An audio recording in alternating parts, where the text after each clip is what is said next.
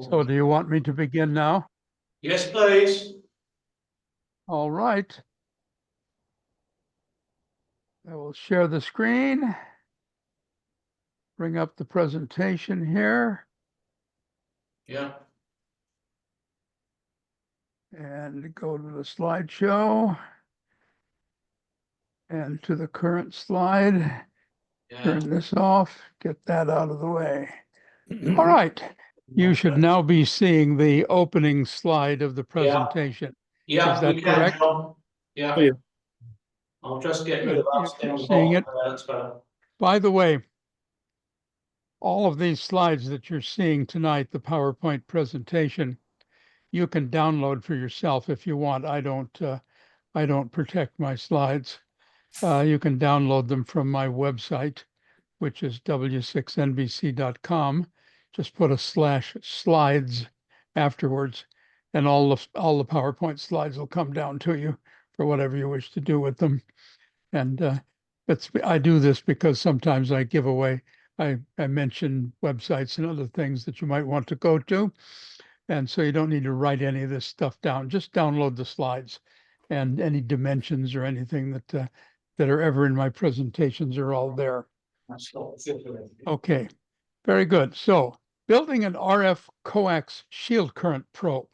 Now this is a little tool that I think all hams should own because it is a useful tool, as I have found out on many occasions in my ham experience, and particularly with a good friend of mine, W6OEK, who lives near me, and a fellow friend in our local amateur radio club. We meet at the club that meets on Vandenberg Space Force Base. It's one of the West Coast launching base for the satellites that are all put up by NASA. Used to be, it's an Air Force base that they now call a Space Force base. They give us a nice building there to run our radio club from. Excuse me. He had so he had quite an experience with the RF current or common mode current on his coaxes, and led to this particular probe. It all got started some time ago when I noticed this particular little probe project by an Australian ham by the name of Owen Duffy. Owen Duffy is a very knowledgeable fellow, written quite a few things, a little bit stuffy, but nonetheless a very knowledgeable ham. And this RF probe, that's the URL, by the way, there on the screen to this particular probe, which you can build yourself. I like our version of it better, but it does the same thing as our version of the probe. This one uses an actual meter rather than the digital meter which we use, which Jim developed, OEK, W6OEK, my friend. But this is what got me started on it, and this is available to you if you want to. It uses exactly the same technique. Also, MFJ Corporation, which I'm sure you're all familiar with. I don't know how active they are anymore. I think they're supporting their products, but they're not. There's not. I think they've gone out of business, but they manufactured. I don't know if they still do this version of it. It's the same kind of a device. You can see the little ferrite clamp on up at the top there, which you clamp around the coax or any other cable for that matter, to see if you've got RF on the outside of the cable. And again, a little meter. This is the same type of a device. It's sold for $109 or $110, which I guess would be about 80 pounds or something like that. I think it was a little pricey. It's easier to build one yourself, but it's available. I have one of these and it works fine. So their commercial version available. The theory of this is really pretty simple. You just take a ferrite toroid or a clamp-on filter. I'm sure you're all familiar with the split clamp-on filters that you find on all sorts of cables, computer cables these days. You just clamp on there to get rid of the interference on the common mode interference on the outside of cables. And then you wind a few turns of wire on that either clamp on or on the toroid here, as this particular German website's version of it is. In fact, it's probably, if the RF current on the outside is enough, it'll actually light up a LED. This is the simplest version of this probe. Ours is more sophisticated than this, as is Owen Duffy's or the MFJ version, but this is the basic idea of this probe. Here's the version that my buddy W6OEK produced, which is what we're talking about tonight here. Both of these two that you see here are identical, except for the cover that's over the top of it in the version that's on top there. That's a 3D printed cover. Both he and I are 3D printers. We have both have 3D printers, and he did the design for that little black cover that you see over the top. Both of them are the same. And in fact, if any of you have a 3D printer yourself and would like the STL file to print that little cover, I'll be glad to send it to you. I'll give you the address later on here, how you can get it. But inside of it is what you see there on the left. It's a little digital meter that's easily available on the internet, and a little PC board. It's not actually a PC board. It's just a perf board that you can easily build with a 100 mil perf board that you can buy at most any electronic parts supplier, and some turns of wire, which you wind on one side of the clamp-on filter, which are readily available. Here's the circuit inside of this clamp-on. And by the way, you can get a copy of the article I wrote for this, which was I never published the article, but it's available also from my website, w6nbc.com/probe, where all the details of this little project are written up in detail and showing you everything that's in this presentation as well, including the layout of this printed circuit board.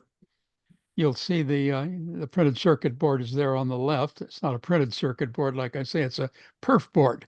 It's the kind of perf board where they've laid down strips of copper that you can just cut the strips and make up the perf board for yourself. It's an easy self-construction item. I assume you have this material in the UK. I don't know. I don't think it existed when I was resident in the UK, which, by the way, was 10 years, or back in the 1960s. Enjoyed my 10 years in the UK very much. Yeah. But you can see it just takes a diode, a resistor, and a capacitor to make the little circuit board that goes inside, which you could make a printed circuit board if you wanted to.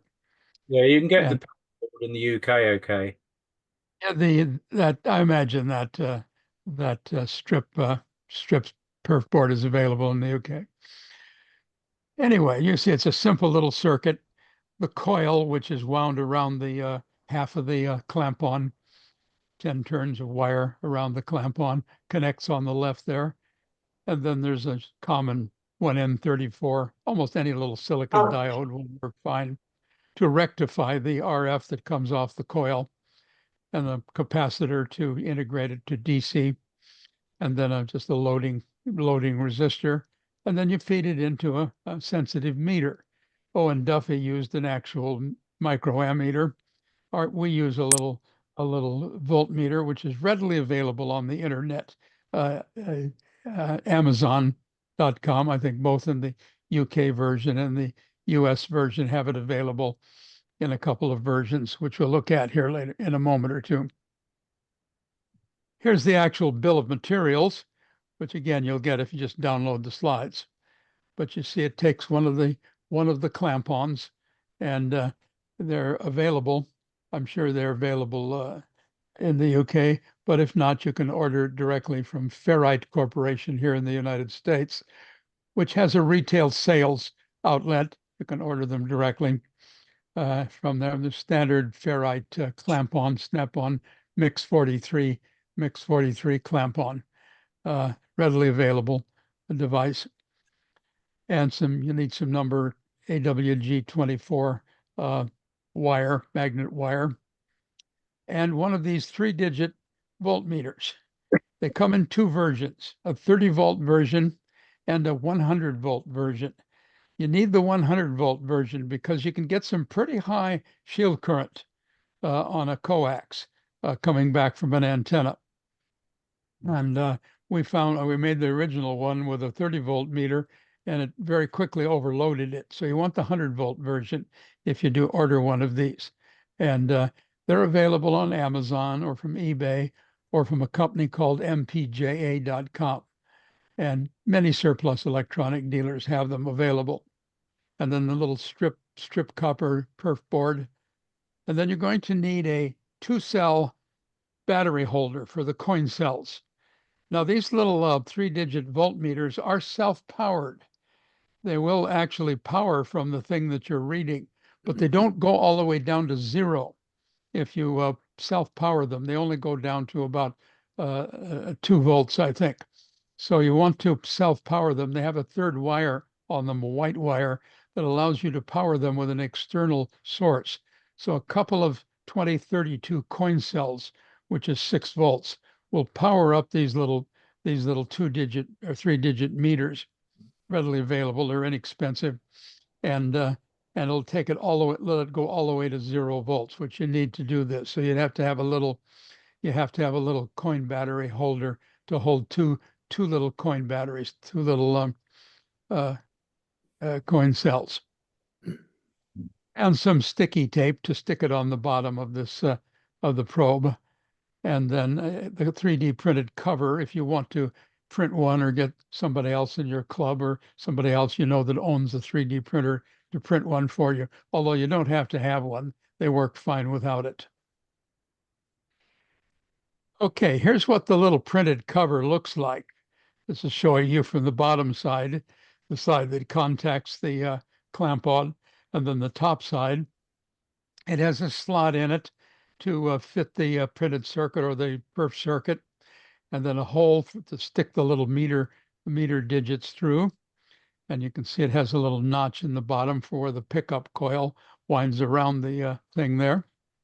And if you want the STL file to print one yourself or to have somebody else print it, or maybe somebody else in your club has a 3D printer, you can just send me an email, w6nbcmail@gmail.com, and I'll be happy to send you the STL file to print this little item. It's a simple print. Here's what the clamp-on looks like. This is a standard Mix 43, as you can see from the part number 0443. 43 is the mix number of the ferrite that's in these clamp-ons.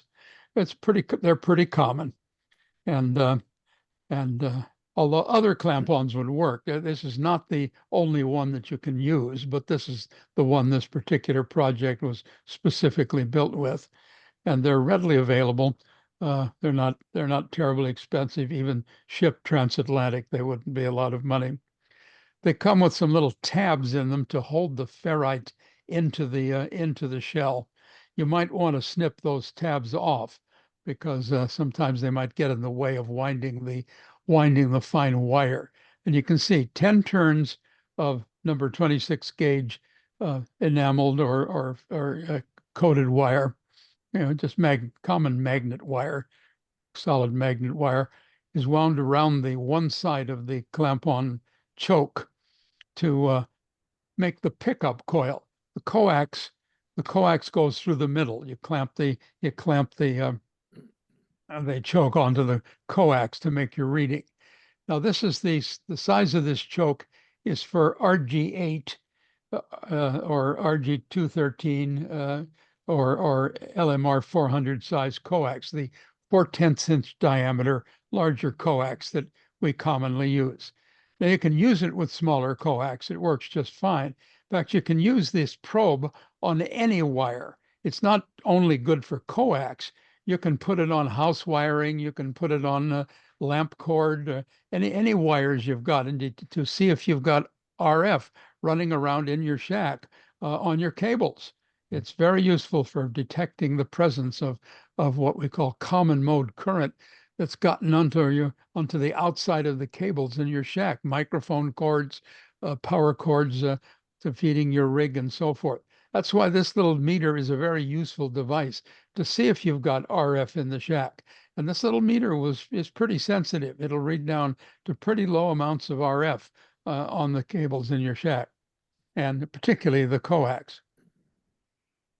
Now that you see how this little meter is built, and it's very straightforward to build it, I don't think any of you'd have any difficulty building one of them. I want to go into a little bit, though, about baluns. Baluns are a kind of a bit of a mystery to many hams, and largely because I think the name is confusing. I don't like the term balun, which of course is a sort of a portmanteau of two words, balanced and unbalanced. It's a correct term. It's not wrong. It's just, to me, misleading because, and yes, it does that. It does balance to unbalance, but I don't think it gives you the right impression of what this device really does. I'd like to address that here for a minute. I think understanding what the device really does is a very important principle that all hams should understand, and it helps you to understand what this device does a lot better. Now here, and we'll address it with a miss. I found this little animated GIF on the website. Now this is pretty extreme case of RF in the shack, but I thought it was a great picture to illustrate the the worst case of RF in the shack. I hope the RF in your shack is not this bad, but anyway. But there is a widespread myth among all hams. It's not all hams, but many hams anyway. It's widespread. And that myth is, and here it is in quotes, if I have a balun on my antenna, I won't have any shield current or common mode current in my shack. That is a myth. That's not true. Just because you've got a balun up there at your antenna doesn't mean you can't have common mode current or shield current. And I'm going to show you why that is. Baluns, as we call them, and I'll continue to use the term balun, I really prefer the term shield current choke, and we'll see why. That's a much better term than balun, because balun just misleads you as to what the device does. Yes, it does balanced, unbalanced, but that's an old audio term that I don't think applies very well at all to what this device does. But we'll use it. Baluns are the consequence. They exist because of skin effect. Now, I think most of you will know what skin effect is. It's the tendency of any kind of alternating current, especially RF, which is just high frequency alternating current, not to flow uniformly through a conductor. Now, here I'm showing a solid piece of aluminum wire. It could be copper, of course, but I'm showing it as aluminum here because the conductors of many antennas, particularly ones made out of tubing, are most commonly made out of aluminum tubing. So let's assume it is aluminum solid rod here. We have a solid piece of aluminum rod, and you try to put RF or any kind of alternating current through it. The current doesn't run uniformly through that rod. The RF field, or the magnetic field that's present because of the current running through the rod, forces the current outwardly to the edge of the rod or the conductor. This happens in all conductors that are carrying alternating current or particularly RF current. So the current flowing in this solid piece of aluminum rod here are all flowing where the red is in this diagram. Almost nothing is flowing inside. In fact, you could get rid of the inside and it wouldn't care as long as the outside were conductive. That's why I'm very fond of making antennas out of PVC water pipe and coating it with aluminum foil or copper foil. It works just as well as solid copper or solid aluminum pipe. For example, I make I make so-called magnetic loops. I don't make them out of copper pipe. I make them out of PVC pipe from the ironmonger or the hardware store, and cover them with foil, and they work just as well as solid copper pipe. Anyway, so skin effect, though, is why we need a balun, and I'm going to show you why. Here's a surprise to many hams. Here's a piece of coax cut in half two ways. On the right, it's cut in half through. So we're looking at the end of the coax on the right. And on the left, we've cut it in half longitudinally. In other words, down the length of it. So this is just two views of a short piece of coax cut in half so we can see the cross section. Coax does not have two wires. It has three wires. You might say, wait a minute. If I cut a piece of coax in half, I only see two conductors. I don't see three. Well, that's you. That's as far as you're concerned. But that's not as far as the RF is concerned. Not as far as skin effect is concerned. Because skin effect divides the coax into three conductors. The skin effect that takes place, the RF that's traveling from the transmitter to the antenna on the right, transmitter on the left, is coming up on the inside of the shield and on the outside of the center conductor. But it also can travel on the outside of the center conductor at the same time in the opposite direction, because the shield is actually, because of skin effect, two completely separate conductors. They are, and the current that's flowing that can flow on those two separate conductors absolutely independently, with different phase, with different amplitude, with different frequency. They may as well be two completely physically separated conductors, because as far as the RF is concerned, they are two completely separate and independent conductors. So when we say coax has two conductors, that's not true. To RF, coax has three conductors. The outside of the center conductor, the same would be true of the center conductor if it were a tube. But for all practical purposes, we don't care about the center conductor because the current never gets inside the center conductor. But the outside, there are two separate conductors, and it's the outside of the shield that causes us all the problem with RF on the outside, the common mode current as we call it. So never think of coax as being two conductors. It's three conductors. The reason it causes problems, because when we come to the end of the coax right here, any end, no matter whether it be at the antenna or any place that the coax ends, the end is short-circuited because the skin effect runs around the end. You think about it, that the skin effect causes a short circuit at the end because that short circuit connects the outside. So coax is, yes, three conductors, but it's always short-circuited at the end, making the shield, outside of the shield, and the inside of the shield, although they are separate conductors, they are always connected together at the end wherever the coax ends, whether it be in a connector or at the antenna or any place that it ends. It's always short-circuited, and skin effect always connects the two at the end. This is very important.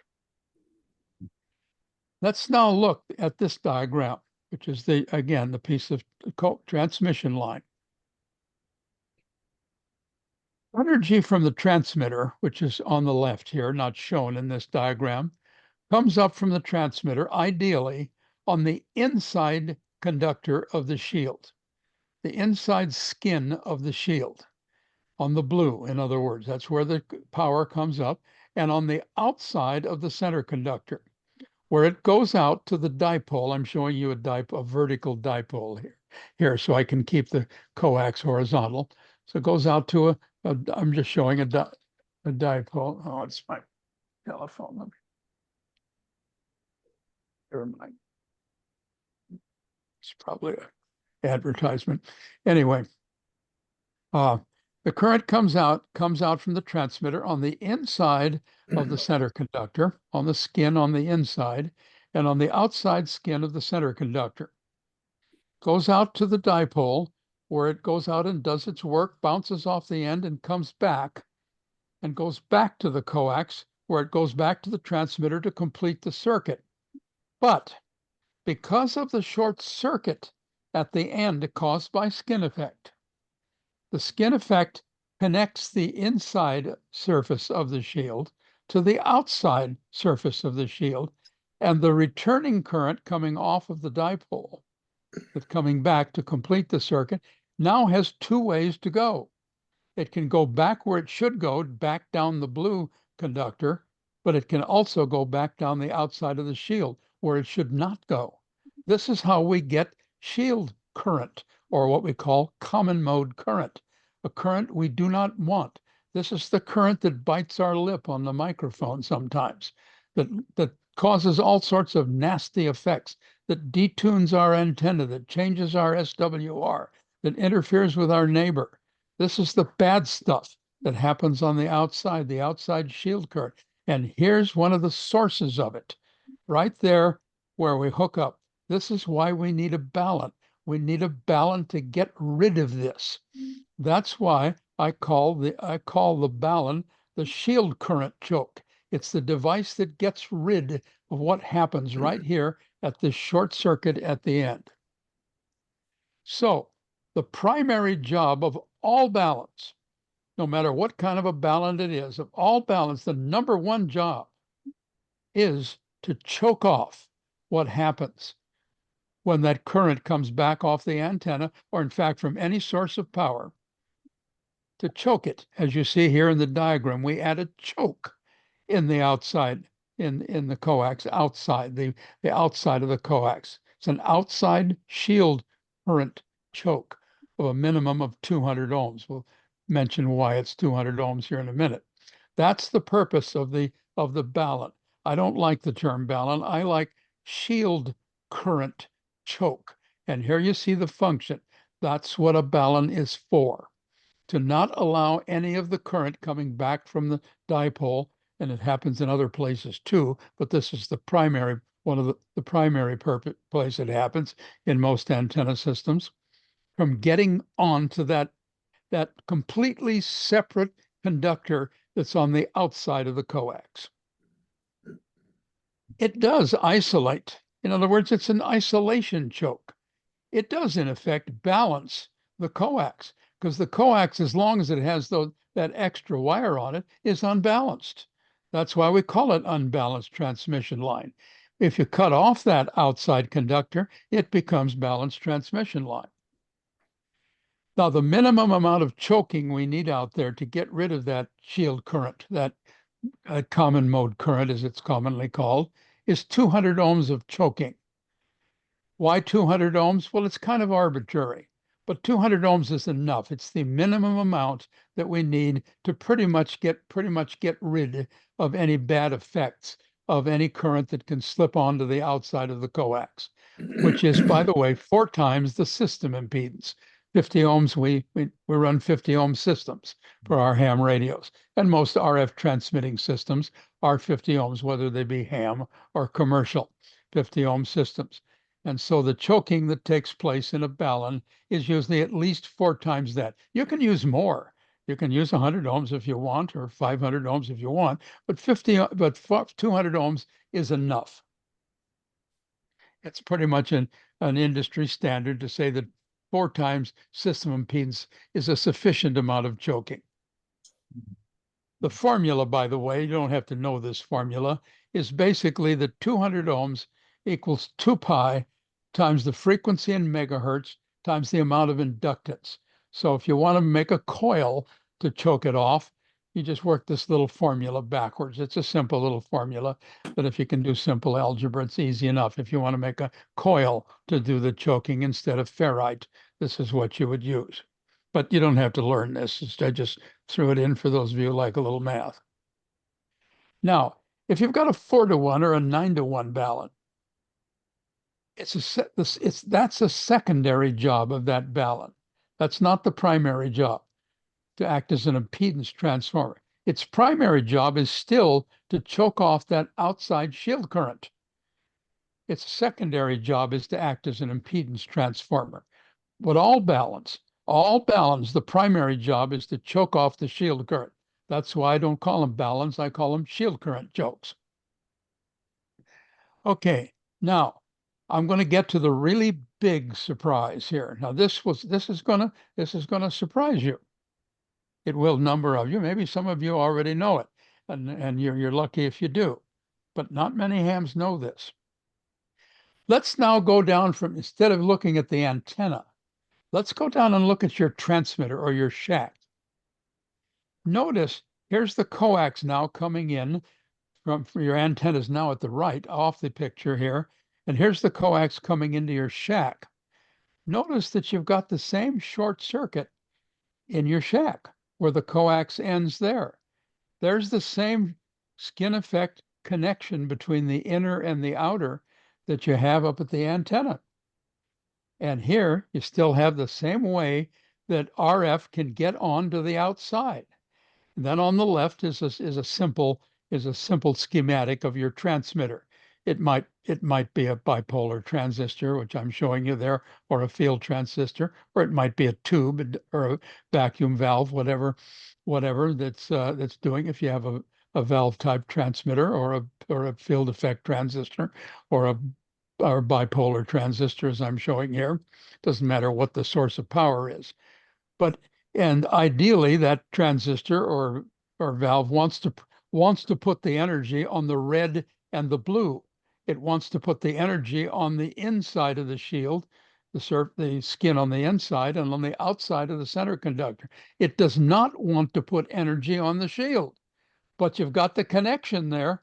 It's there whether you like it or not, just as it is up at the antenna. So we need choking and the shack just as much as we need choking up at the antenna. The unwanted outside to inside skin effect connection also exists at your transmitter. Most hams don't realize this. They think if I've got and that's why the myth, they think if I've got a balun up at my antenna, I won't have any shield current, won't have any common mode current, but it might be coming right from your transmitter, not from your antenna. You might have a perfectly good, expensive balun up at your antenna, and you're getting bit on your tongue by your transmitter, not by your antenna. So here's an axiom to learn. This is an important rule. Any place that coax ends and there's a balanced source of energy. Now, what are the balanced sources of energies in the system? Your antenna is a balanced source of energy. Once you put energy into it, energy comes back off of it to go back to the transmitter. It's a source of energy. Your transmitter, though, is also a source of energy. Both of those are the primary sources of energy in your system. Any place that coax ends and there's a source of energy and it's hooked up to a source of energy, RF can get onto the shield. It's not just at the antenna. So antennas and transmitters are sources of energy. You need balance wherever there are sources of energies in your system. So don't think just because you've got a balun up at your antenna that you won't get shield current. That's an error. That's a fallacy. That's an old wives' tale. Now, people will often ask me, well, what about the barrels in between? Doesn't the coax end there too? What about my antenna switches that I'm using in my system? Doesn't the coax end there too? Yes, it does. But there's no source of energy there. There's no transmitter. There's no antenna there. They're not a problem. Don't worry about the barrels that you have in between or the T connectors or whatever you have in between. As long as there's not a transmitter there or an antenna there, you're not got a problem. Your problems are where there's a source of energy, and that's the transmitters and the antennas. Otherwise, that's where you need the choking. But you might say, well, wait a minute. I've not had baluns of my transmitters for years, and I haven't got energy in the shack. How come? Well, I'll tell you how come. And you've just gotten away lucky. You've gotten away lucky because of what I'm about to show you. The reason you've gotten away with it probably is because you probably have your station grounded. Now, if you've got a perfect ground at your station, you don't need choking at the station.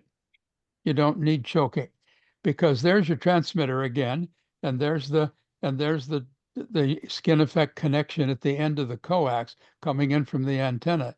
If you've got a perfect ground at that point, that'll take care of the current on the shield. That would do it. So the ground at the station, if it's a perfect ground, will take care of, and you don't need to choke off. You don't need to choke off the RF on the shield. But, and this is the big but, if you go back to the January 2015 QST article, and you can get this from the ARRL, but you take my word for it, you don't need to read it. This was just a good article that was written by H. Ward Silver. I know H. Ward Silver pretty well. I've spoken to him many, many times, and he wrote the antenna handbook and the other handbook. He not wrote it, but was the editor for it for the ARRL for many years. He wrote a wonderful article back in 2015 in QST, and he said there is no such thing as a good RF ground. If you think that ground rod you've got driven into the ground is a perfect or a good RF ground, you're barking up a hollow log. You're sadly mistaken. A ground rod is at best only a very poor RF ground. There is no such thing as a good RF ground. You can't make a perfect connection to the earth. It's just not possible. It's absolutely impossible. You can get a fair connection to the earth, and the more radials you put down and the bigger the ground rod you put down, the better. And he proved it with a lot of interesting testing in this article, showing how it's impossible to get a good RF ground.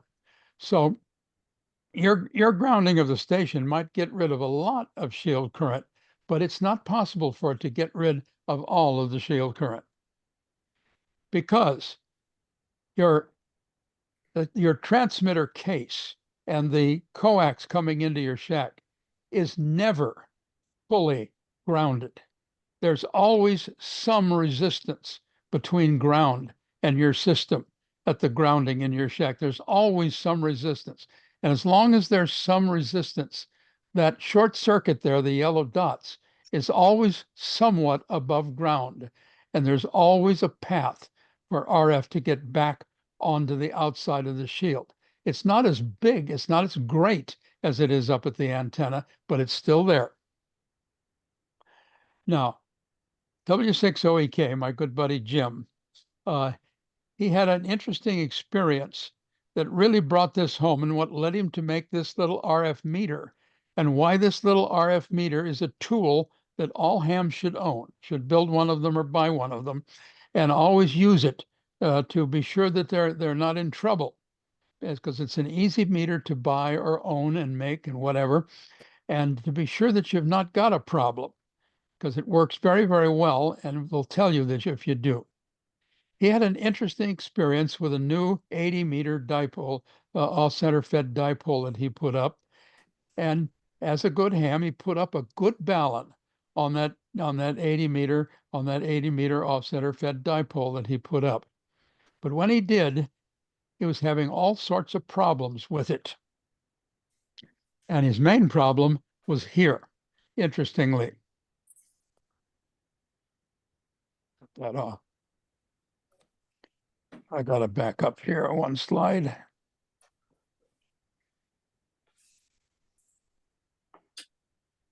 his problem was first detected.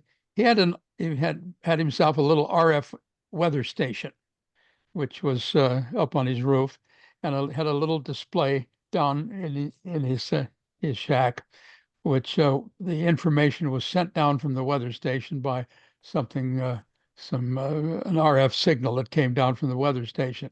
And when he put that 80 meter, off-center fed dipole on the air, his RF weather station would just go crazy and would completely fail to operate. He thought, well, it's probably needs some shielding. So he bought himself some conductive fabric, which you see there on the right, and made a nice little bag and put the RF weather station inside of it. Didn't work. Didn't help. Didn't help if the RF weather station was still going crazy. The only thing that stopped that weather station from being bothered by his 80-meter dipole, which had a perfectly good commercial balun up on it, was RF current chokes at the shack. That's what stopped the problem. Once he got some good choking on the coax coming in from that 80-meter dipole, then the RF weather station started working, which showed him that even though he had a good balun up at the antenna, he had RF on the shack, on the coax, but it wasn't coming from the antenna. It was coming probably from his own transmitter or from some other source. So what chokes do you use if you want to choke your coaxes and stuff down at your shack, or even up at your antenna for that matter? Well, my favorite is to use snap-on beads.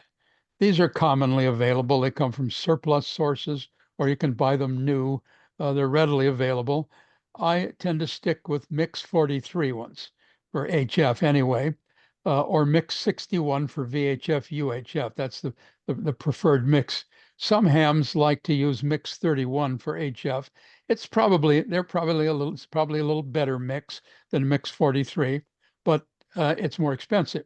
Mix 43 you can often buy several surplus sources here in the US that sell those Mix 43 beads for very little money. And I buy them. I have boxes full of them from one particular source in Nebraska Surplus Sales, I think it is, sells them for very little money. But those clamp-on ferrites make excellent baluns or RF shield current chokes. And all I do is just clamp them onto the coaxes at both ends of the coaxes. How many do I use? Well, if it's a 10-meter antenna, just one will do fine. Now, if I'm at 160 meters on a 160-meter antenna, it takes about a dozen of them to do the job. Or if it's an 80-meter antenna, about a half a dozen works fine. If it's a 40-meter antenna, 3 of them will work fine. So it's proportional to the number of to the band, or inversely proportional to the number of band. But those little clamp-on ferrites are excellent ways to make baluns or to make coax shield current chokes. And it's here that the idea of a coax shield current choke really comes home. You can see that's what they're doing. They're coax shield current chokes. Another way, a lot of the dealers that sell baluns, such as Amadon toroids, and sell these ferrite sleeve chokes baluns are often available, and that's what you see up there at the top. They're ferrite sleeves, and they come in various mixes. Usually come with some heat shrink tubing, which you see there at the end that you can put over the ferrite sleeves. Another way, of course, is to wind a coil of coax called the ugly balun. I do a whole presentation on the ugly balun. It's a very effective method of making a choke as well. Or the third and common method is to make a balun with a toroid. Also have a presentation on making and winding toroid baluns. They're easy to make if you know how to do it. And there's a great little calculator available for toroid baluns as well, which I mentioned in my presentation on them. These are the common ways that I do choking, but again, at both ends, not just at the antenna. Interestingly, LDG, the people who make antenna tuners and other things, recommend that if you're running a 9-to-1 balun on an end-fed long wire, which are becoming very popular in ham radio, they recommend you also run a 1-to-1 choke in your antenna system as well. And they make very good baluns. You don't have to make them yourself. You can buy those nice 1-to-1 chokes from LDG, and they work very, very, very well. So, sort of in conclusion here, any non-double choked system, if you've got a system that isn't double choked, antenna, shack, it's an RF magnet. It's going to pick up RF from a variety of sources, not just your own antenna. It might be picking up, it might be choked off from your own antenna well, but then if you run the feed line off at an angle that isn't 90 degrees, you may reinduce RF on the feed, your own feed line. It might pick it up from the very feed line you've already choked off. So that's one of their source. It might pick up from other radio systems. That piece of coax, that shield, that separate conductor out there, hanging out there in space, is an antenna. It can pick up RF from all sorts of radio sources and go right down into your radio if there's not a choke at the other end. Also atmospherics, just lightning strokes and other things. It's a great antenna, that separate outside shield of your coax.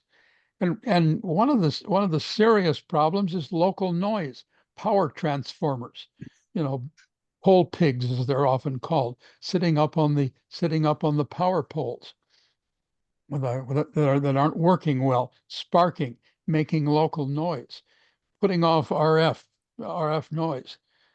If you've got no choking at the shack end, you're just wide open for the shield on the outside of your coax to pick up that noise, particularly since it's so close. So my mantra about balance or coax shield current chokes is to choke, choke, choke. That sound like a steam locomotive. I do it to all of my coaxes, both at the shack and at the antenna. And by the way, it's perfectly okay to use more than one balun in an antenna system. You don't have to think, I've got a balun and that's it. No, you can have as many baluns on the line as you want. You can hang as many of these chokes on there as you want to.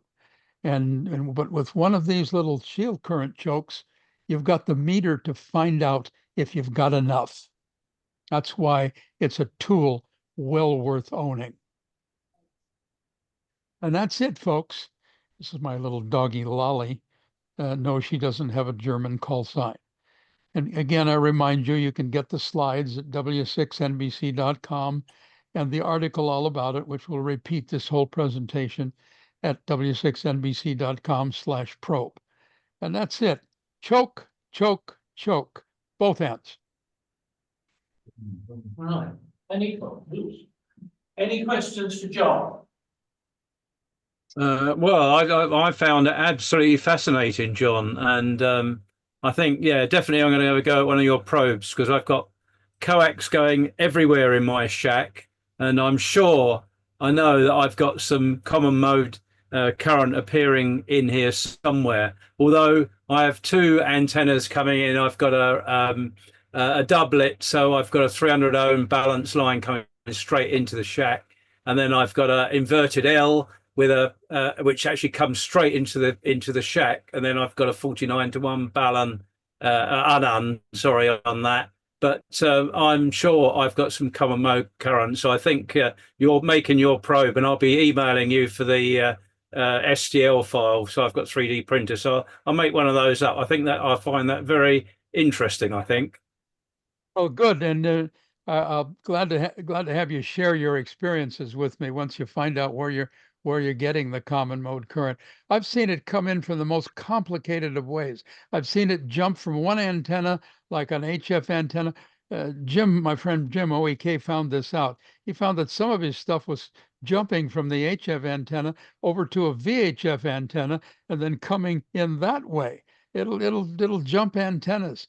But if you're properly choked at both ends on all antennas, it also comes in on house wiring. It also comes in on lamp cords. And this little probe will find the RF on all sorts of wires. It's not just limited to RF cables. You can put it on your house wiring. You can put it on your lamp cords. You can put it on your microphone cables. And it's just wonderful to find out if you've got RF there. It's a great little tool. Definitely you should own one. Yeah, so presumably when you're using it, you're basically looking for as near the zero as you can get. That's right. Yeah. Just turn on your transmitters and then run around and look at all sorts of wires, coaxes, microphone cables, control cables, house wiring, lamp cords, everything. Look at it, see if you've got RF running around things, and then start putting chokes on until you get rid of it. That's what you do. Food is ready. Okay. Can I ask what the breakdown voltage of the one end? I can't understand what you're saying. Can you either Yeah. relay or get closer to the mic? Right, so, yeah, on the component level, you've got the 1N34A. It's a Still germane. not close enough. I'm still not understanding you. Microphone's here. Sorry about that. Yeah, that's right. That's why I'm standing here. Yeah. Hang on, we'll sort that. So, right, back to square one. Right, on the component level, what is the breakdown voltage of the 1N34A, which is a germanium point contact diode? I didn't. I still don't get that. Can somebody it's- translate or? Breakdown voltage of the 1N4334 diode, because it's a germanium. 1N34? I don't know. I have no idea how much it'll take. 1N34s. I've seen very high RF on this little probe, and it's got a 1N34 in it. So Okay, that's pretty common. So- I'm afraid I can't answer the question. practical use. Thank you. Little common computer diode should work fine though. Anybody It's else? not picking up a lot of voltage, so it probably is not a problem. Anybody else? All right, Lance, it's been fun and Yes, thank you. happy to have you back. It's always good to venture back, at least in my mind, to the UK. The 10 years I spent in the UK were wonderful years. I gave serious thought to retiring to the UK, but it didn't happen. But it was a great years. I became a ham in the UK. And, spent my early years mostly on top band, running around with a 10-watt transmitter in my mobile as G5AJH, when that's what the reciprocals were at the time. Later on changed them, got rid of the G5s. Now I'm an M0. Yeah. Yeah, well, Have a thank you, proper. John. Very good talk. And yeah, common mode chokes, that's something that I've made up for my area when I get it back up on the roof, and it certainly does seem to work very well from a quick test. Very quiet, which is more than the other antennas are here. So All right, so I'll say 73 to you all, and hopefully we'll see you down the line sometime. yeah, thank you. Thanks, bye. Many thanks, John. Yeah, many thanks. Really very interesting. Well, that's enough of that. Yeah. I don't want to be.